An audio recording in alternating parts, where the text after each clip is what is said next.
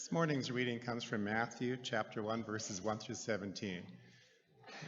Like every one of us here, Jesus had his own family tree, if you will. This lists his genealogy dating all the way back to Abraham. This is the genealogy of Jesus the Messiah, the son of David, the son of Abraham.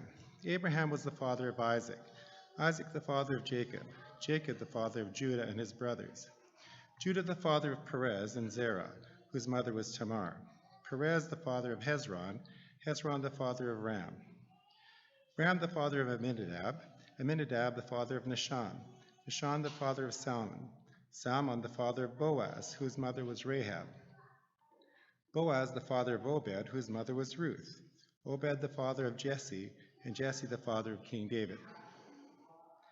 David was the father of Solomon, whose mother had been Uriah's wife, Solomon the father of Rehoboam, Rehoboam the father of Abijah, Abijah the father of Asa, Asa the father of Jehoshaphat, Jehoshaphat the father of Jehoram, Jehoram the father of Uzziah, Uzziah the father of Jotham, Jotham the father of Ahaz, Ahaz the father of Hezekiah, Hezekiah the father of Manasseh, Manasseh the father of Amon, Amon the father of Josiah, and Josiah the father of Jeconiah and his brothers at the time of the exile to Babylon. After the exile to Babylon, Jeconiah was the father of Shealtiel, Shealtiel the father of Zerubbabel, Zerubbabel the father of Abihud, Abihud the father of Eliakim, Eliakim the father of Azor, Azor the father of Zadok, Zadok the father of Achim, Achim the father of Eliud, Eliud the father of Eleazar, Eleazar the father of Matan, Matan the father of Jacob, and Jacob the father of Joseph, the husband of Mary, and Mary was the mother of Jesus, who was called the Messiah. Thus were the 14 generations in all from Abraham to David, 14 from David to the exile to Babylon, and 14 from the exile to the Messiah.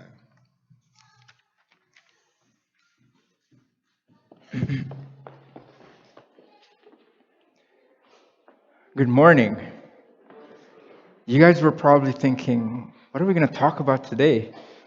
All these names that Roger are perfectly pronounced. What are we going to talk about today? Well, today we're going to continue with our sermon series on the what, who, and how of the Great Commission. We are going to see where that relates into what we're going to talk about today. But first, let's do a recap. So far, we have covered a lot of ground in our sermon series so far. We started in January, and in that month of January, we talked about what the Great Commission is. We were reminded that Jesus himself told us, instructed us, commanded us to make disciples of all nations by going, baptizing, and teaching. And then last month, February, because it's March now, right? March 1 today. Excellent. Time flies when you're having fun. So in February, we talked about the who of the Great Commission. Who's involved in this Great Commission? First, we talked about the people of the world, all the nations. And we said that the nations, number one, they're lost. That's the reason why Jesus came to earth. And that's the reason why Jesus is sending us out to win them back to him.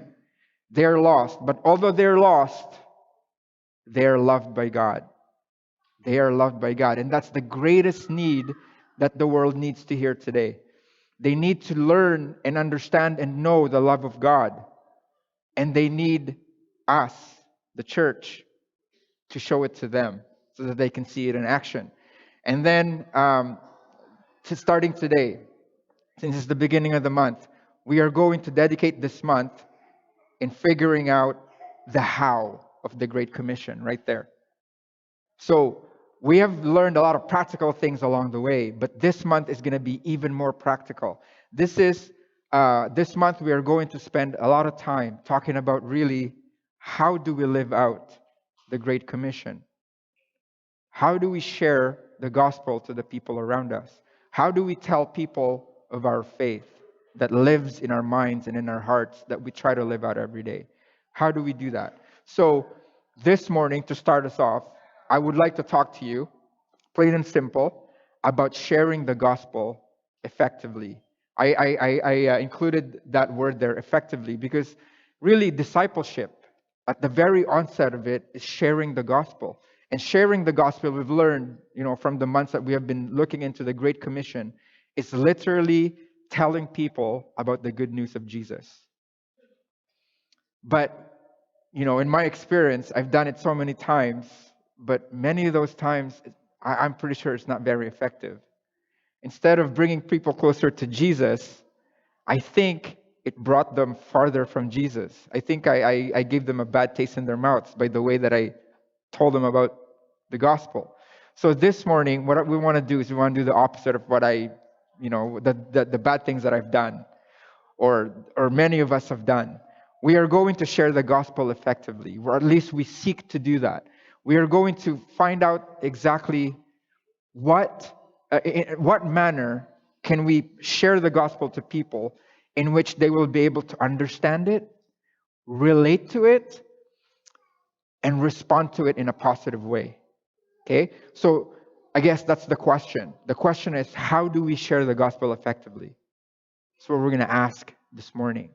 But there are many ways in which we can approach that particular question. Okay? So many of those ways that you can think about, they're probably good and true and correct and right and proper. But this morning, what I would like to do is go to the source, if you know what I'm saying. I want us to look at how the gospel writers, those individuals in the Bible that wrote their accounts of the gospel, how did they do it? And if we can figure out how they did it, because they're effective, obviously, because the world knows what the world knows about Jesus, we got from these gospel accounts. So they're pretty effective. So how were they so effective? So we're not going to look at all four of them. We're going to look at just one. The first one, Matthew. Okay? We're going to look at what Matthew did in order for him to be effective in his sharing of the gospel to his intended audience. Okay? We're going to look at what he wrote first. And he wrote about the genealogy of Jesus. That's what we read. That's what we heard today. He wrote about the family tree of Jesus. And you're probably thinking, how is that effective? So that's what we're going to do this morning. We're going to look at the example of Matthew as he told people about the gospel and what made it so effective. And then we are going to take the lessons that we get from there and we're going to apply it to our situation today. Okay, I think that sounds easy enough for us to do this morning. Okay, so Matthew's example. How is Matthew so effective with his genealogy, with his family tree? And you're probably like thinking, it didn't work for me. Like, how did it work for the people back then? Well, let's look at the gospel, the four accounts of the gospel. So there's four accounts. We understand it's Matthew, Mark, Luke, and John. So these four accounts of the gospel talk about Jesus and what he did on earth. The good news of Jesus, that he came to earth so that he can save people from their number one greatest problem, sin. Because it is sin that separated us from Jesus, from God. Okay? So we understand that that's the truth in all these accounts. But why are there four? Do you guys ever thought about why can there just be one? Why should there be four? Why not just one gospel account and be done with it? Okay? Well, the answer lies in the audience, the intended audience of these authors. Okay? It has been observed that Mark wrote to Romans. It has been observed that Luke wrote to the Greeks and John wrote to the church, to Christians. Who did Matthew write to? Do you guys know? I heard it. Matthew wrote to his fellow Jewish people. That's why in his gospel account, you see things that are like, 10 times he mentions, so that it will be fulfilled what the prophet wrote. 10 times he wrote that. Because he knew that the people who are going to read his gospel account were Jewish people, primarily. And they will clue in because the Jewish people, they knew about the Old Testament. That's their Bible. They knew what God told them in his word. So he was keen to tell them that. But why the genealogy? Why would you start the gospel of Jesus in such a, today we would say, a boring way? All these names. We don't care about the family tree of Jesus, one might say. But that's the key. The Jewish people found the family tree important in their culture and in their life. Back then, that was very important to them. So Matthew knew and understood what was important to the Jewish people and related the gospel message to that. Did you guys see that? Because the Jewish people knew exactly about the Messiah. They have known the Messiah from before Jesus was born, about 2,000 years, when God promised the Messiah to Abraham. They have known about the Messiah for that long. So what Matthew did was, well, you know what? I'm going to start by telling them that this Jesus is the Messiah because of his lineage. Because listen to this. The Jewish people have known, starting in Genesis 22, that was like 2,000 years before Jesus was born, that when God told Abraham this, and through your offspring, through your descendant, all nations on earth will be blessed because you have obeyed me. And we understand that because we are Christians now, we are also children of Abraham. Remember? Father Abraham has many sons. I've mentioned that to you before. Now that we're Christians, we are part of that lineage now. And because of Jesus, because that offspring that he's talking about here is Jesus. So this was 2,000 years before Jesus was born. 1,000 years after this, Jesus renews that promise to David. Isaiah 11, verses 1 and 10. A shoot will come from the stump of Jesse. I know you guys were paying attention to Roger when he was reading the genealogy, and you would have realized that Jesse was David's dad, right? From his roots, a branch will bear fruit. You see, the scholars saw it fit to make the B in branch capital letter, signifying that it's Jesus, right? And in that day, the root, again, capital R, of Jesse will stand as a banner for the peoples. The nations will rally to him, and his resting place will be glorious. So the Jewish people, the whole time, they're looking for the Messiah, and they're looking for one that's going to come up from the lineage of Abraham and of David. So what does Matthew do when he wrote his gospel? Look at Matthew chapter 1, verse 1. This is the genealogy of Jesus, and he confirms it, the Messiah. And look at what he writes next. The son of David and the son of Abraham. Matthew understood what was important to the Jewish people, and he told them what they needed to hear. Powerful, effective, amazing. So again, this is our scripture reading. We're not going to read it. I know it's too tiny, right? That's the whole thing that Roger read for us. I loved how simple Matthew put it in. Like he put it in 3 paragraphs, like right there, right? So the first part, Matthew told them about the lineage of Jesus from Abraham to David. And then the next one, Matthew told them about the lineage of Jesus from David up until the exile to Babylon. These points, these historical points, the Jewish people knew exactly what they were. So it was easy for them to relate. Oh, and they saw these partitions. Oh, that's easy to understand and remember. And then finally, Matthew wrote to them about Jesus' lineage from the exile to Babylon all the way to Jesus Christ. So when they saw this, they went, oh, that whole time, Jesus was the fulfillment of the promise that God gave starting with Abraham. So again, the first lesson that we get from that, from Matthew's example, is the idea that Matthew related the gospel to what was important to the Jewish people. But what's amazing here is sometimes what people need, what people want is not always what they need, right? What's important to people is not always what they need. But it just so happened that in this instance, what was important to the Jewish people was also the thing that they actually needed to hear, because it is the proof that Jesus was the Messiah. So Matthew related the gospel to what was important to them, and secondly, Matthew told them what they needed to hear. Wow. How can we share the gospel to people today effectively? Let's do what Matthew did. Find out what's important to them and be wise enough to understand what they need and give it to them. Okay?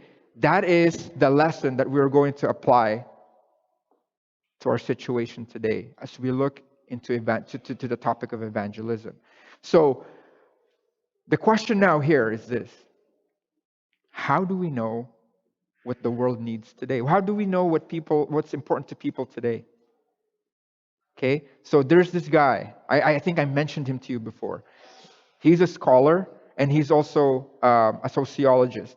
He works at I think the University of Lethbridge. His name's Dr. Reginald Bibby.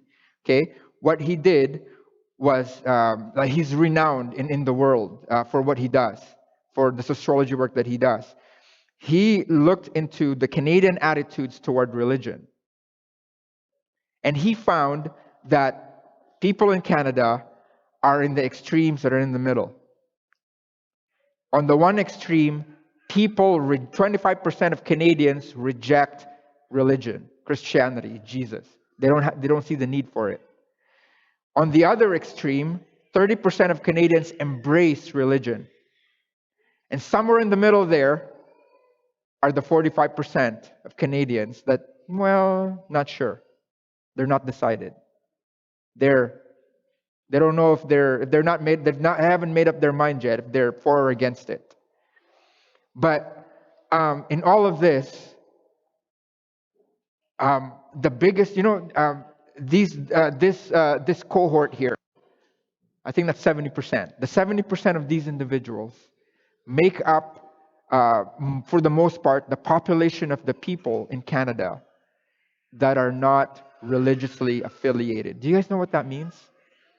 People who are not religiously affiliated, they are otherwise also known as the nuns. So when they have a form and they put their names on there, and then there's a question on the form that says religion, they tick the box that says none. That's why they're called nuns. They are not religiously affiliated. And for our purposes this morning, I would like us to focus on these individuals, because we're trying to share the gospel with people that don't really have Jesus as king in their lives. A big part of those individuals are these individuals, the nuns. Okay? What is important to them? What is important to them? How can we do what Matthew did? How can we give them what is important to them so that they can relate to the gospel of Jesus today? So there's this book. It's called The Rise of the Nuns. James Emery White, I love how he did this book. He did he sent out a survey to individuals who said they have no religious affiliation, to the nuns. And in that, he put in some of the things that they said about Christians and Christianity. And my hope, I think I put 5 in there. My hope is that in practice, when we look at these things that these people put in there, it is going to give us an idea on what they need so that we can give it to them, so that they will be able to relate to the gospel of Jesus today. So here's the first one. I honestly don't mind it when you invite me to your church or talk to me about God. Just keep it, I don't know, natural. Like when we talk about sports or movies. I hate feeling like a project. Let's keep it a conversation between friends and as friends. I can see doing that. What is this person trying to say? First, I love it because look at the first part. A lot of things that that Christians think about when they think about people who do not go to church. They think that they hate God and they're not open to religion or the Bible or Jesus. Studies upon studies show that they actually are. They want to hear it. But according to this, it says, but we want to hear it organically. We don't want it to sound like forced or fake. And what's important to this person and others like him in the world today is this one word that we've always seen before: relationship. See that? Friends. They want a genuine relationship with Christians. They don't want to be viewed as a project. Oh, I'm working on that guy today. But then as soon as they say, no, I don't want to study the Bible, at least not yet, we drop them. They are not projects. They are individuals. They are valuable to God. We saw that a few weeks ago. These people are lost, yes, but they are loved by God because they have a soul. Each person's soul is more valuable than the whole world combined. So we need to understand what they need, what's important to them. Genuine relationship. Okay? Next, please don't be threatened by my questions. They really are my questions. And I've had them for a long time.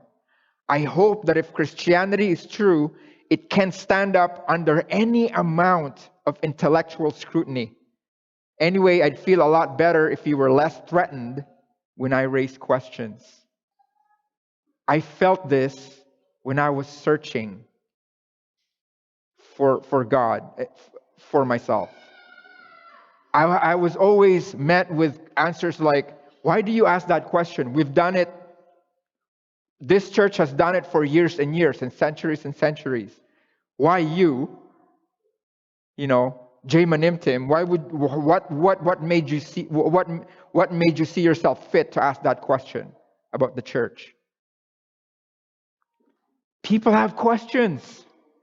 And when we have a genuine relationship with them, we are going to listen to them like an actual conversation. A lot of times Christians, they go to people, their projects, and they know exactly what they need to tell them, regardless of what they say to them back in return. Or you're going to tell me that I'm wrong, the Bible is wrong, the Bible is stupid, blah, blah, blah. But here, they just don't want a tract. They just don't want a pamphlet. They actually want a conversation. Because they have questions that they actually need answers to. It doesn't matter how ugly or judgmental it may sound, they need answers to those questions about our faith. And we need to be there for them to give that. Okay? Next, don't forget that a lot of my junk is emotional. So I'm going to go back to the last one. The last one, we talked about intellectual scrutiny. We talked about knowledge. A lot of times, Christians, when they go out into the world, they think, I just need to tell them what's up. I just need to tell them exactly what the Bible says. This verse, that verse, and this verse. Here, eat it, feed from it. But this person, the next one, is saying, my junk, it's not just I just don't know. It's just, I don't know how to accept it. The soil of my heart is not ready to accept the seed of the word yet. Don't just tell me things. Relate it to me. Till the soil of my heart. Right? Look at this. And it says, and it took a lot for me to say that. I've been burnt, disillusioned, and hurt. You may win some of our verbal contests, but it doesn't move me forward. A lot of times, Christians have this idea that evangelism is just like a list of debate tactics. It's not. I love what this person said. You might win some of our verbal contests, some of our debates, but here's what's going to happen. Nobody's going to win. Because this person will not be moved forward closer to Jesus. We might feel good about ourselves, but it's not serving the person that we're trying to reach. That is not effective. That is not effective. Moving forward, it's not just whether I can buy into it intellectually, but relationally. In other words, are you really safe? So in all of this so far, we've seen that the number one thing that's important to people today is relationship. And this is supported by all sorts of studies and surveys that Christian organizations have done throughout the decades, even up till today. Relationship is what's important with people. Are you really safe? Can they actually come to us and tell us their deepest, darkest secrets, and we are not going to judge them harshly? That is the question. Okay, and I think this is the last. This is the second to the last. I do not consider myself a pagan. I mean, really, a pagan? Not sure I like unchurched or irreligious either, although it's a step up. Ideally, how about John or Mark or Sandra? In other words, my name. So I have to ask you this question. When you come to Sunday worship here, and you see there's other people in here, and sometimes they sit at your spot, and you don't know them, you've never seen them before, what goes through our minds? You go, "Oh, I can't believe these guys. How dare they sit in my spot? They don't even smell good. They probably just finished doing drugs or something." Not understanding that that person probably took all the courage they had to come here that morning. Do we label the people that are not part of our congregation? Do we, oh, these pagans? We need to show them the love that we are trying to tell them about. Right? And again, this person is crying for relationship. Why not just call me by my name? Start where I am in. Start from there. Meet me where I am at. And then we'll go from there. And then this is the last one. And this one I included in there because this is really striking for me. This person said this: "What's up with all the scandals?" You know, the church, there's a lot of scandals in the church. You see them on the radio, or you see them on the TV, hear them about it on the radio, in media, about these ministers or pastors or church leaders that you know, that do bad things. It's unfortunate, but it's reality, right? It's reality. We just need to accept and have forgiveness for that. But look at what this person said. "This parading and posturing and then being exposed, it just turns me off. It makes me feel like the spiritual one because at least I don't pretend to be something I'm not." You know, we can relate this to our own selves. It may not be a scandal when something bad happens in our lives, but the people that are around us see that. When people see that we are not living the life that we preach people that we are living, that we should be living, they get turned off. You know, I was doing a paper on postmodernism and millennials, you know, a couple of years ago. And one of the things that I saw in the survey questionnaires that they've answered is this. You know, millennials today and postmodern world today, they're different because they have a different idea of truth, right? For them, there's different types of truth. That's the postmodern mindset in a nutshell. But here's the striking result of the studies that I've read about millennials. They are open to discussing about our faith. They want to hear about it. And the second thing is this: they expect Christians to act as Christians. When they don't see Christians act as Christians, it turns them off. That is the truth of the matter. John 13:34-35. A new commandment I give you, love one another. As I have loved you, so you must love one another. By this, everyone will know that you are my disciples if you love one another. How can we share the gospel effectively to the people around us today? Give to them what's important to them. Relationships and our example. Because those two things combined, it speaks volumes about the love that we have in our minds and in our hearts. Okay? But it's not only the things that are important to them. Okay? We need to relate the gospel to what's important to people today, yes. Okay? But I'll tell you this. We all understand that these things are good. Okay? Feeding the poor and the hungry. That's good, right? You guys understand that's good. You guys are not against that. Okay? Clothing the naked. We have a clothing room here. Clothing room ministry. That's good. You guys agree with that, right? Yeah? Having your neighbors over for dinner, for meals. That's pretty good, right? Yeah? How about helping somebody move? Those are good things, right? But in and of itself, I'm going to ask you this. In and of itself, are those things evangelism? You guys are probably thinking, yeah, yeah.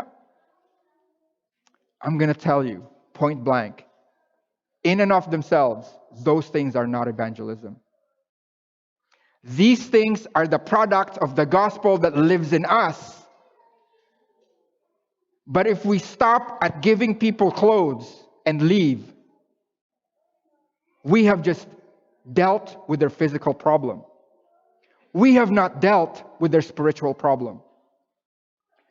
Because one of the things that we need to do is we need to tell people what they need to hear.